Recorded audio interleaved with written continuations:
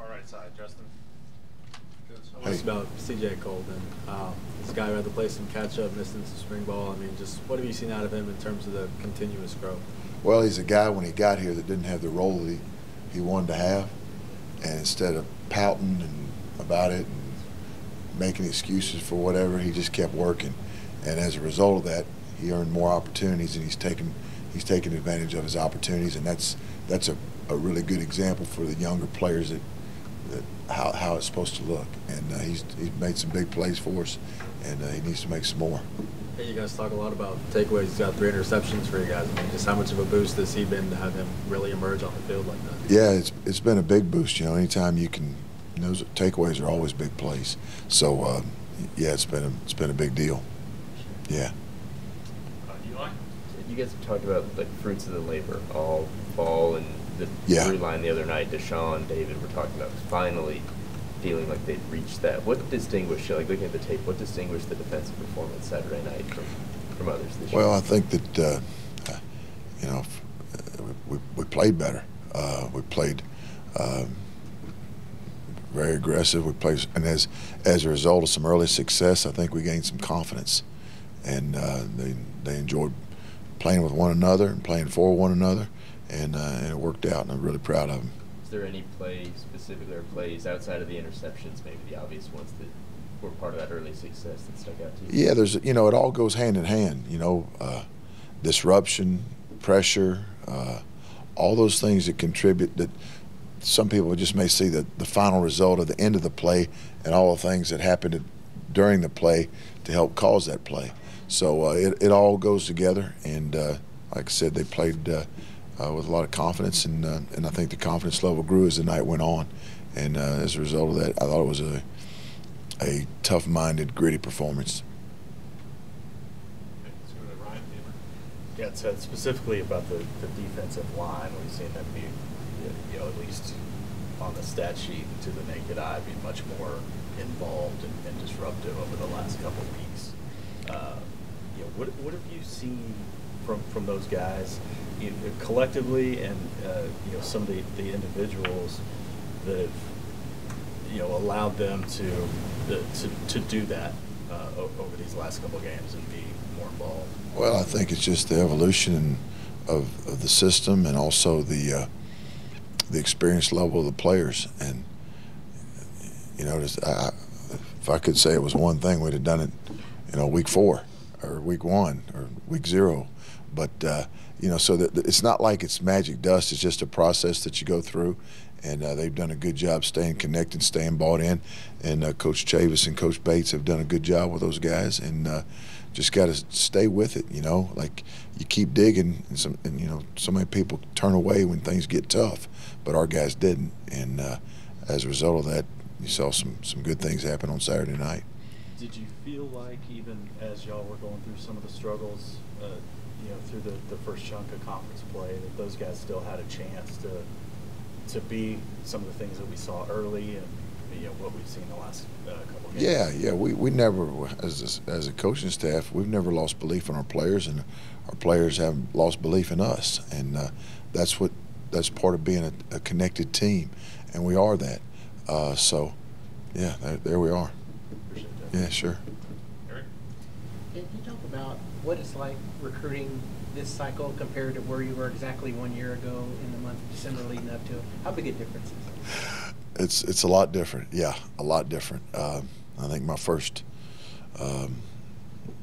2 weeks on the job, I evaluated like 114 players, and you know, then the whole portal thing for the first time opened up, and that was crazy, and you know, because nobody had ever been through that before, to try and wrap your arms around that, recruit, finish a class, and all the things that go along with that, and navigate the whole portal thing. That was it was a lot, but you know, that's our job. So that's what it is. But as far as where we are with this class as compared to last year, yeah, we're at a much different spot. Yeah. Do you have a favorite story from your recruiting days, any of your stops, just how much fun it was, maybe frustrating, or just do you have anything that really stands out? I got something here, and I got some stories here, and everything in between. So we don't have enough time for that, though. Yeah. James? Your linebackers seem to be productive over the last 2 or 3 weeks. They seem to be fitting in. How do you feel like they've kind of evolved in this offense as well, in this defense, and how do you feel like they're doing? Well, I think that, in victory masks a lot of imperfections, and sometimes when you lose, you don't see the good things that come out of the growth. And they're both of those elements in victory and defeat. But seen incremental improvement, and our guys have stayed true to the process of the incremental improvement and the work and the commitment that it takes to be able to play at a high level. And we got a long ways to go, but proud of them and proud of the stick-to-itiveness. They haven't wavered, they haven't flinched, they hadn't blinked, and just kept showing up and working. And was happy for them and proud for them that they saw some of the fruits of their labor on Saturday night. Tech offensively, new coach, new offensive system, but they still score, especially at home. They just seem to be a better team. Yeah, you're right. I think they're 5-1 at home. They've scored at least 33 points in every home game. So they've got a certain comfort level playing at home, and it's a challenge because they spread it all over the lot and throw it all over the lot, and then they've got a solid running game that creates explosive plays. So, and a multi-quarterback system. So there's a lot of elements to this offense that we've got to prepare for and do a great job. Make sure we're buttoned up and ready to go. Ted, you talked about the defensive performance from Saturday, but just how important was it to have a performance like that in terms of building not only for the remainder of the season but in the future? And is it a performance you can kind of look back on and say, that's something you can point to say that's what we can do, that's the potential of what we can do if we stick with it? Well, I hope so, yeah. But at the same time, to accentuate the positives and correct the mistakes, but just the belief and the amount of confidence they played with, and I think we